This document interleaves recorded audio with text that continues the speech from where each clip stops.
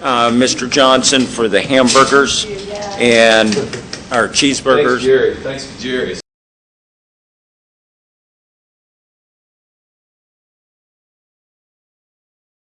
Okay, guys of the West Florida Library, you have the floor. Thank you.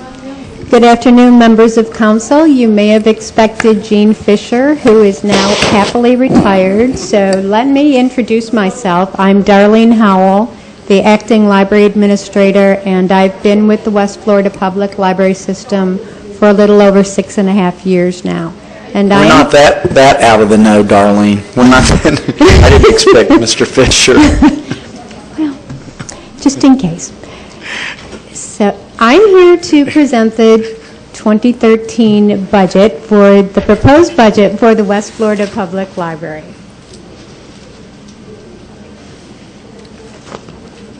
On the first slide, you'll see the library's organizational chart, and we currently have 36 full-time employees staffing the library's headquarters, or the Pensacola Public Library, which houses the circulation department, our IT staff, children's services, technical services, which processes books for the entire library system, the reference department, and we also oversee the bookmobile and the talking books department.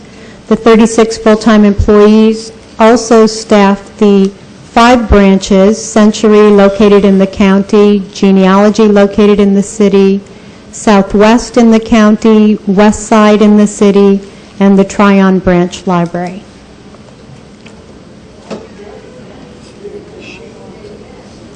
A review of the library's system-wide operating statistics.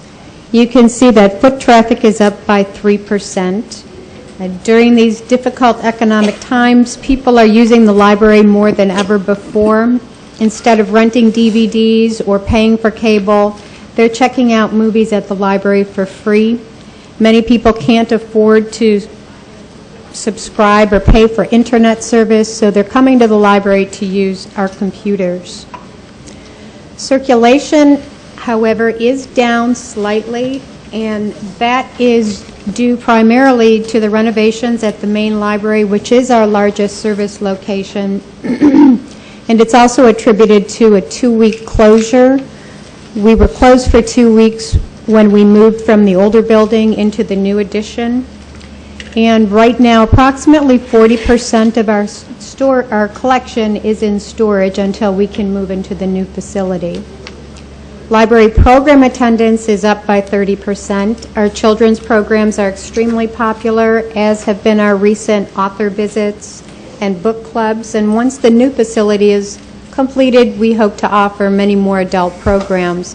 And I would also like to take this opportunity to thank the Friends of the Pensacola Public Library and the Southwest Branch Library, who have sponsored the majority of our children's and adult programs, and without their assistance, we really wouldn't have been able to do that. Our meeting room use is down by 11%, and again, this is due to the renovations at the main library. Currently, the reference and children's department is operating out of the meeting room in the new facility, so it's currently inaccessible to the public. And our technical services department has had to relocate to the meeting room in the genealogy library. So there are 2 meeting rooms that have been unavailable to the public for the past several months. Reference help is up by 2%. Staff responds to informational requests via in-person, email, telephone, and our reference department also participates in the Tampa Bay Libraries Consortium's Ask a Librarian program, excuse me, and they answer questions via chat and texting. Interlibrary loan is up by 3%. If we don't own a book, we'll attempt to get it for you from another library system. The next slide features the West Florida Public Library's personnel trends. And you can see that the number of full-time staff has decreased considerably from 52 in 2009 to 36 in 2012. And while full-time staff has decreased, the number of part-time staff has increase slightly. Do you use volunteers much? We do. The genealogy library especially uses numerous volunteers. The children's department has volunteers, so yes, we do utilize volunteers. This slide represents the percentage use of library facilities by those who reside in the city of Pensacola and those who reside outside of the city limits. You can see at the main library, 28% of usage is by city residents, 72% are those who live outside of the city. Tryon branch is located in the city, Southwest is located in the county, West Side is located in the city, Century is located in the county, and the Bookmobile visits areas in the county. And these figures are actually based on circulation figures, so that every time someone comes excuse me, into the library and checks out material, this is where we have come up with these statistics.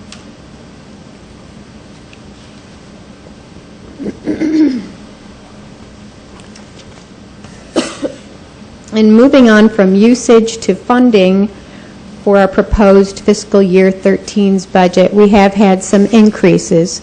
You can see there's an increase of $72,700 in personnel services, and this is due to the expansion of the main library. The facility is almost doubling in size from 26,000 square feet to 51,000 square feet, and we will require additional part-time custodial staff and circulation aides to man the service desks. There's also an increase of $68,100 in operating expenses, and this reflects increases in supplies, equipment, utilities, communications, contractual services, and there have been some decreases in repairs, maintenance, insurance, and assets. We've also requested an increase of $397,100 from fiscal year 12's book budget, and this would match 2006 collection development levels. New material is definitely needed for a new branch library in all of the branches in order to meet the demands of the public for popular materials. And right now, not a day goes by when people don't ask us, when are you going to offer ebooks that we can download to our Nooks and our Kindles? And we had really hoped to be able to provide this service to the public in fiscal year 13. Our allocated overhead has increased by $36,500. What is that increase for, the $36,500? We do a allocated overhead study each year, and it's based on that study specifically what it is, but it is, for general fund type activity. So city council's allocated there, finance is allocated there, the mayor's office is allocated there, all the allocations, allocable departments that are allocated there, and based on their usage, or the schedules that they use for allocation, that was the increase of 36.5.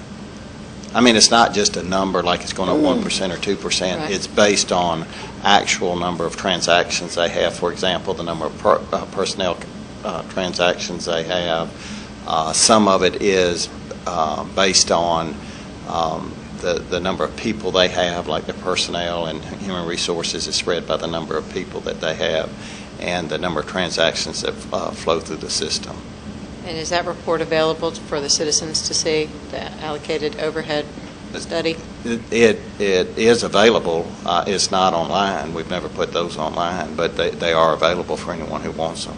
I just think it's important for council and even the citizens, if the cost of business, even from the mayor's office, if they're allocating overhead out to different departments, then those department functions become more expensive, and that would be my concern. I don't know if it's anyone else's, but yeah, the issue is that you have the budget for the individual departments that show, and the allocated overhead's usually behind at least a year. So what this allocation shows is the expenditures at the end of fiscal 11, Yeah, I think it's the fiscal 11 is what they've done.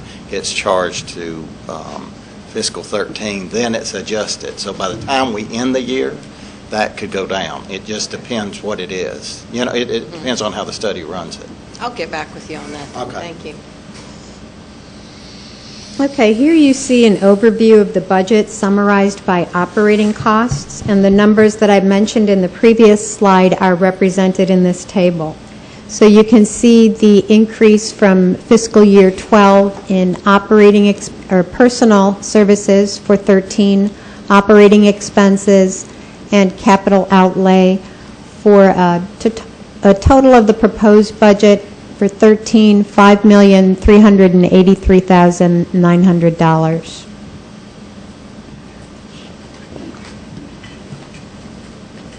Okay, this next slide provides an overview by program name or branch name, and you can see increases for the main library, the Tryon branch, the West Side branch, the genealogy branch. Talking Books has gone down due to the loss of a senior librarian position, I believe in 2011. That position oversaw the Talking Books and the bookmobile, and also did system-wide collection development for the library. And then you're provided with the city's facilities subtotal. You can see Century and Southwest costs have increased, and the bookmobile has decreased slightly.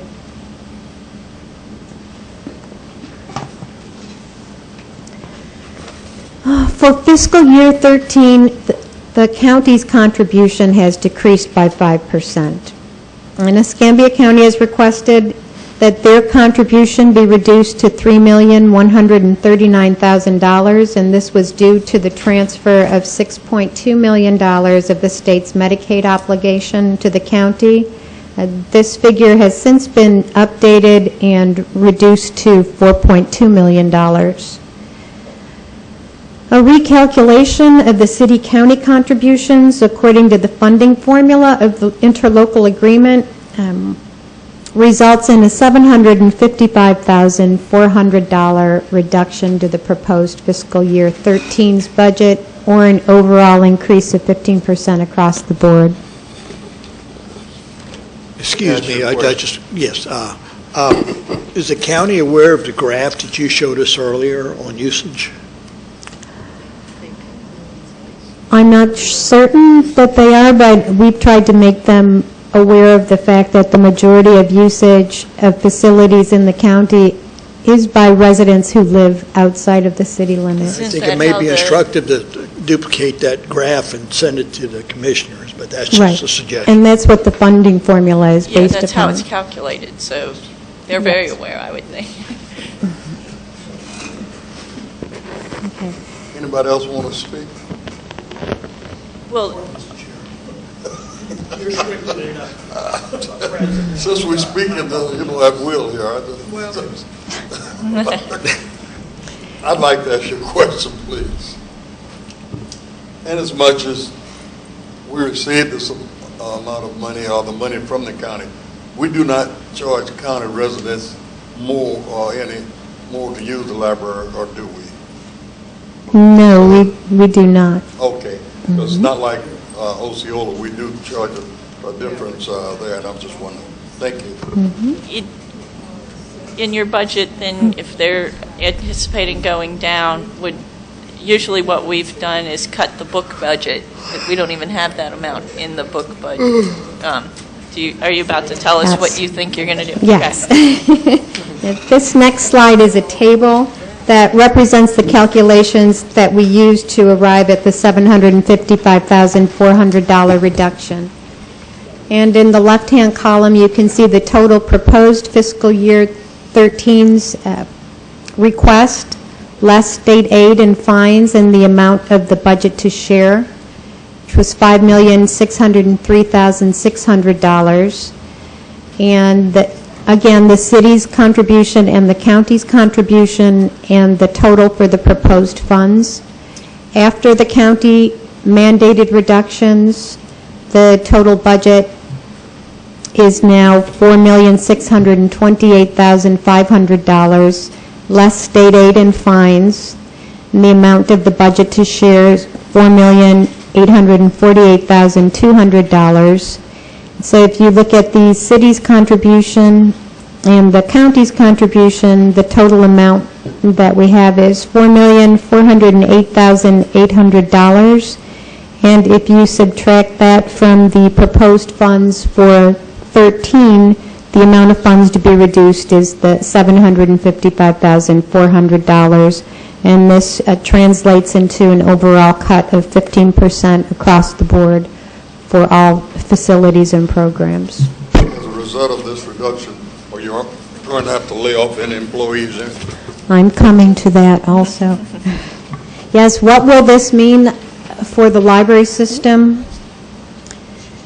In order to accommodate the 15% loss in funding, it's going to be necessary to reduce part-time personnel hours by 30%, our subscriptions by 15%, and by subscriptions I mean our databases, our magazines and newspapers, and the book budget by 85%. And initial assessments indicate that operational hours for the city and county facilities would have to be cut by 1/3. And what we would do is evaluate usage statistics to determine operating hours that would best reflect the needs of the community, and this would be based on patterns of usage. We currently have 389 total operating hours per week. We would have to reduce that by 128 and decreasing the total amount to 261. Yes? Yes. Go ahead. Go ahead, Councilman. Do we have just easily located numbers that are dollar amounts associated with the book budget reduction of 8, so I can Yes. review that? Yes, I'm going to present that on the next table. Okay, and then I would hope, I mean, I'm curious, is some of that, first of all, this is certainly news that captures, I think, all of our attention and deserves our scrutiny. The subscriptions, are we seeing any offset by more digital access for online newspapers in, again, as an offset? Just, I'm not at all saying that solves anything. It's just a piece of trivia that I'm curious about. Actually, I'm expecting that to go up slightly. Like, are you talking about News Journal or just subscription date in general, subscriptions to databases? Just digital subscriptions. I mean, obviously, the News Journal's about to move into a paid subscription in a matter of days, I believe. We have been able to negotiate with some of the vendors, but the cost for databases has been increasing by 5 to 7% per year. And part of the platform for the e-books would involve a subscription, and that's also very expensive. Right. I recommend to all council members, if they want to go on NPR, do an archive search. NPR had a very enlightening feature, I want to say 2 months ago, and it was with the director of libraries for maybe New York City, describing what you all as libraries and association of libraries, what you're facing in negotiating the e-books. And it's a constantly changing situation. I'd say that was the theme of the program, was negotiating. Right now, that industry is trying to determine what is, for instance, if the Pensacola Library became a member, what is that finite length of time that someone has when they check out an e-book before it expires. And but I think it helps us catch up with your world. Again, Some of these- NPR. I was going to say, some of these big six publishers, you can purchase or rent an ebook, but if it's by James Patterson or some of the more well-known authors, they want to charge you $100, and that's only per book, and that's only for a certain number of circulations. So, Right, and you all are having to weigh the paperback version, the hard version from the digital. Yes, just a quick question. Several years back, there was talk about a special taxing district, sort of as Gainesville has done, and I thought that there was perhaps some interest in moving that direction because that would provide a stabilized fund sourcing. I believe, what they laid out and doing it made a lot of sense because it seemed like, in their view, that only people who were in favor would go out if it was done during a certain time period. Has there been any more thought given to that, or? I would like to definitely start exploring that again. From what I have read, in most cases, it has been successful Very more than successful, 60% of the time, but I think the feeling was that something like that right now would not pass in this economic climate, but as you said, the people who would be in favor of it would be the ones to go out and vote Exactly. for it. Exactly. Well, I can't encourage you to do it or not do it, but I think it offers a nice alternative to at least examine. Councilwoman Pratt? You mentioned on a previous slide that the county had thought they were going down 6 million. They now know they're only going down 4 million. These calculations are at the 6 million level. What is your sense from the county in terms of, now with their $2 million windfall, how are they going to spread out? I mean, because clearly they had to make some really hard cuts, and so do we think that they're going to put those extra $2 million in other departments, or do you think we'll get any other? I'm not certain. I know Mr. Reynolds is working on that issue, and hopefully some of those funds would be returned to the library's portion of the funding.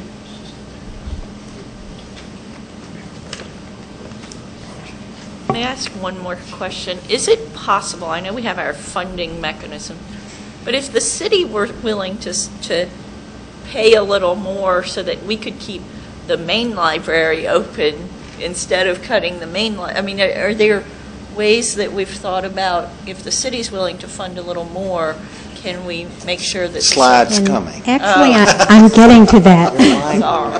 Sorry.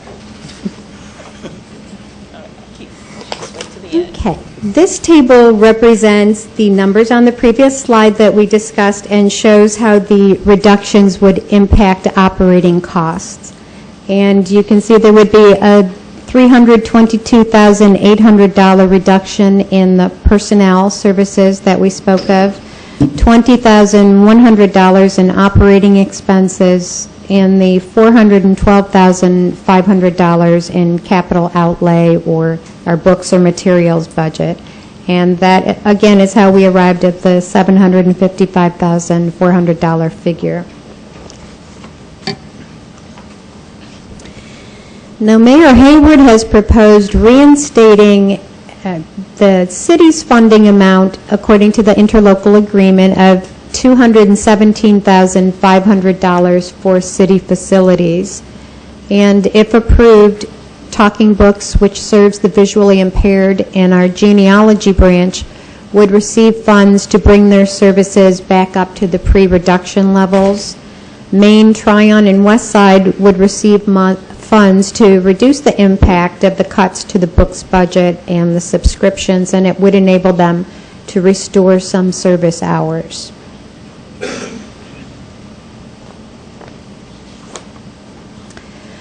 And next I want to show you the entrance to the new main library. The grand opening will take place in fall of 2012. It will be the city's first LEED certified green building, approximately 51,000 square feet. It's going to have an expanded children's area, a community coffee shop, and we hope that that might be a way to generate some revenue for the library with that coffee shop. a meeting and conference rooms for the public, a grand lobby with an atrium, more public access computers, and a bookstore that would be run by the Friends of the Library.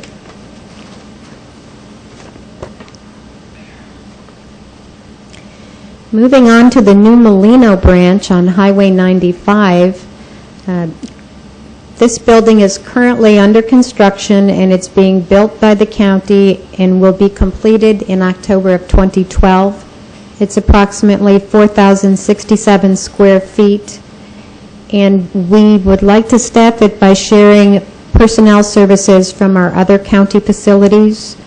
The books and audiovisual materials would be supplied through donations, duplicate titles that we currently have in the system, and we plan to request funds from the Friends of the Library in order to purchase materials for this branch.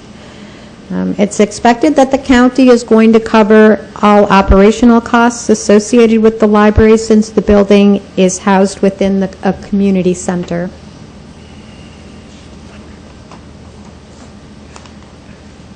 And I know Melinda touched a little on the Legion Field Community Resource Center and Library, and there you see a couple of renderings of what it's going to look like. This would be, the grand opening would be in fall of 2013, and that would be for fiscal year 14's budget. It would house a library and a community resource center. It would be approximately 4,320 square feet with a community room, and it would also be a state-of-the-art facility. And lastly, the library is forming a new Blue Ribbon Task Force. As a requirement for us to receive state funding, we must submit a 5-year or long-term strategic plan to the state library, and we will be submitting that for 2014 through 2019. The task force is going to be composed of city and county residents, and they're going to meet this coming October to begin working on the plan. And they'll be charged with examining the history and current status of the library in order to develop a new service plan. This process will be complete by May of 2013, and they will make a report of their findings and recommendations to the City Council and the Board of County Commissioners. And the library will handle the logistics of the project. And that concludes my presentation. Thank you. Questions? Mr. Let's do this one. I'm just curious if there's any plan in the bookmobiles for expanding the digital access for citizens that might be available. Do you have laptops that go around in the bookmobiles, and are you looking at increasing that service at all?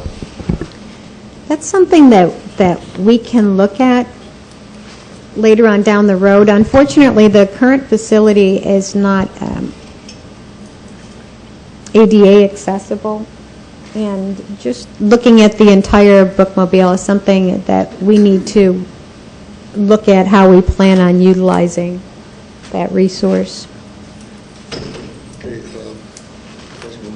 Thank you very much, Mr. Vice President.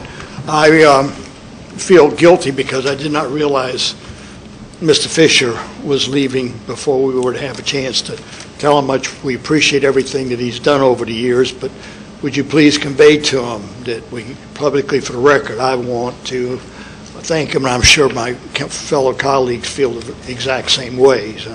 Put a lot of years of service in and did a remarkable job. The other two people I like to commend as well is Dr. Hooten and Betty Vickers. If you notice, it's almost 4:45. They've been here probably since lunch.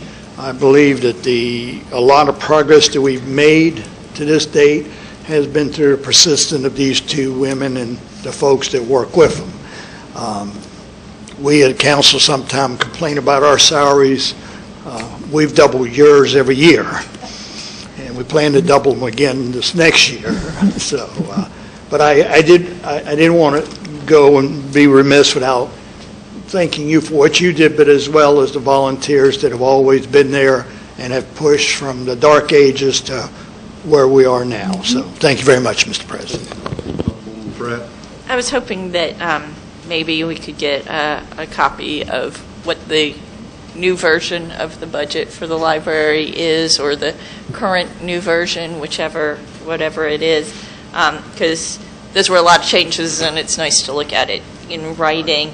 I was noticing, I had asked last council meeting round, we had to approve the library's current one-year plan or so, and it had some portions about increasing advertising, and I had asked Mr. Reynolds, well, are they going to get a new logo to go along with all the other new logos? And he said, yes, everything is going to be consistent. But I find it interesting, you've been spared the major advertising hit, and I just didn't know how you got so lucky.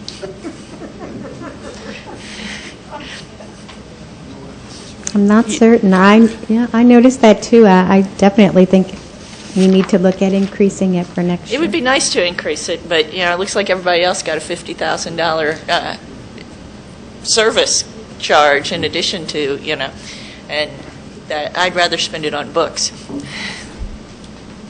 Thank you. Anybody? Mrs. Mack? Thank you, Mr. Vice President, council members, and I don't have any questions. I just cannot resist making the observation that the mayor is going to establish, with council's permission, a $1 million economic development trust fund, that various departments, including general fund, are going to be contributing over $300,000 to the Chamber for Economic Development. And I just cannot help but think what it is going to look like to sophisticated people, especially young families with children, to come into a community that struggles to have a library, that may have a library with reduced hours. I just, we do not talk the same game all the time. We talk economic development with one side of our mouth, and then the other one we cut libraries, which are at the very core of a community that is worth moving to and living in. And I just hope that the county commissioners get that message. Thank you. Thank you for your comment. We'll thank the friends being here, Betty, the folks being here. Want to say anything? I said I want to thank you for being here. Oh, well, I will just say that word of mouth advertising is really very good. I've had a number of people come to me at the used bookstore where I coordinate activity, and they have great things to say about it. So you may think the word's not getting out, but it is. Word of mouth is very helpful. Thank you. Well, thank you, Council. We're scheduled to have open forum from 4:30 to 5:15, and I know you seriously would want to do that. So we're open for open forum right now. Do we have any? Please. Thank you. And thank you for being so patient and obliging. It'll be very quick. And this is just a further thought I had that did not occur to me because Pensacola Energy, I have to get used to that, ran a little long. But anyway, you will recall that in answer to a question, Mr. Suarez replied that they project a fiscal year 2012 new customers at $300. So I did the math at lunch. So this year's advertising budget, that's not the rebates, advertising budget is $450,000. You divide that by 300, it is costing ESP $1,500 per new customer to acquire customers. And the frustration, and I think you all have it, is that we do not get quantitative things. I work with another utility, okay, and whenever they're going to look at advertising and marketing and rebates, somebody always does how long is it going to take us to recoup that from these customers' fees? We never hear that from ESP. We never hear that. And I'm sorry that didn't occur to me earlier, but I just want to bring that up to you because it's still budget process and it's not too late. And I wonder if anyone ever does those assessments. Thank you. Thank you. Yes, one thing to add to that, because after I left for lunch, I thought of it as well, that not being able to track that seems that we would be able to take our own permitting data that they would have to have for installation and inspection of gas lines and gas appliances when they're turning things on. I mean, you have to get someone to turn on your hot water heater. You have to get someone to do all those things. So I think it would be easy to track exactly how many, and then from there, look at the payoff period. Is it beyond the value of the effort? Thank you. Ms. Dubison? I apologize to council for not being here for your lovely dialogue today, but I was in other meetings of organizations here, and I wanted to come forward and suggest to you that as you're reviewing all of these numbers, you really do get down to the bottom line of cost per unit, or cost per person, or cost per idea, because we seem to be getting a lot of good ideal goals to move towards, but when you break them down into hard numbers, sometimes they really are not cost effective. And case in point, at the URAC meeting today, they had a developer from Atlanta who was discussing what it would take for him to come in and do a major development, and he discussed that we would be considered a tertiary market. That's third in line. Primary markets, we don't even have the MSA to compete with. Secondary markets being larger cities, but we are definitely tertiary. And he said when he just did a simple Google, the educational issues, the crime issues, the low income, all of those things were the most important thing that he saw. And so he knew that he couldn't get the funders to back him to do what he would like to do here. So things such as the library, I would ask you any way that you can save any dollars to go towards anything that ultimately reflects on the educational qualities available to our citizens, please do so. And another number that kind of jumped out at me this week was on a national broadcast when they talked about for every dollar you put into your youth programming and your educational purposes, you save $10 in legal criminal activity and incarceration dollars. So please, as you're able to add to, please add to, and as you're able to cut, it doesn't matter how good we make it look if we're really not producing something of quality for our citizens. So as much as I love the new idea that we're going to sell ourselves under a new monicum, possibly putting it into actually doing the stuff would be a better investment. Thank you. Thank you. You know, based on what we heard here today, it might be a suggestion, it's just my thought, that I heard a lot of you make some recommendation on each budget item in each department and felt that there could be some flexibility in your mind. If you feel that there are some flexibilities, I would strongly suggest that you pass those on to Mr. Barker, where he can go back to the mayor and say the council has some concern regarding this, what your idea, and then if he opts to include those, that's well and good, but if we don't say anything, I think we'll be remiss. So you talked about adding to the human services, other folks talked, so I suggest that you pass those on before we go into the final relay here and do just that, please. I was just going to follow up with a couple of notes that I had made to myself about questions that I brought up. And I was, in the beginning, I asked about the Economic Development Fund, and I was hoping we could get some sort of idea of how that money is. I know it's going to be slushy, but you mentioned possibly advertising with it and other things, and I was wondering if we could get more information about how that was intended to be spent, and also what sort of where the council has control at this point, and then for the council to have a discussion later on whether we want any further controls. I also am curious if we can get some actuarial estimates based on what the proposed union negotiations that have been put out there, what those costs would be in this budget, so that we can be looking actually at a more realistic budget. My understanding from talking to Mr. Penzone is that the union saving, the pension savings won't offset the salary benefits we are promising, and I think that we need to be at least going into this with eyes wide open that we are, with what else we're promising, we're going to have to be making some cuts. The question got brought up today about the energy bills, what the it would be nice to have the weather adjustment, the infrastructure adjustment, the fund balance adjustment, if there's a way to just write that out, okay, you use 1,000 BTUs or some number, and what are all those, and how does it reflect in your bill? Also, in the advertising detail, there's a Zimmerman base fee and a Zimmerman non-base fee for Pensacola Energy, and I didn't know what that meant.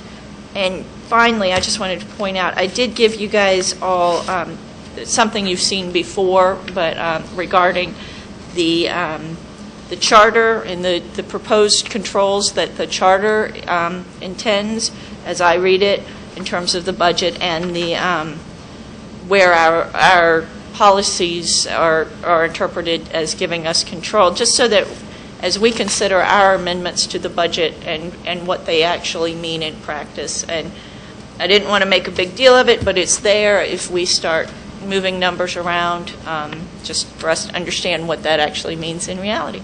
That was all. What does it Hey, mean? Dick, I hope you heard all of this because She's getting it all down. I didn't see you right. No, you're right. Is there something? Thank you. I wanted somebody to be right. I handed it out this morning. Oh, I didn't get a copy of it. Yeah, you Okay. did, but I've got a spare. Councilwoman, I'll make it real quick because the hour is very late.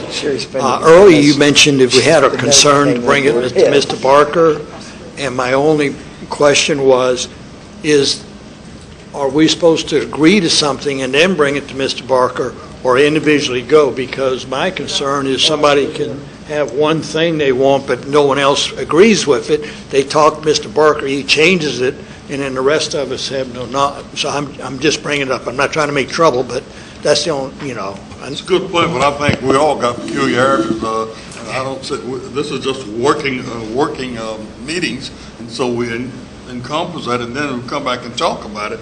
That's what I would think.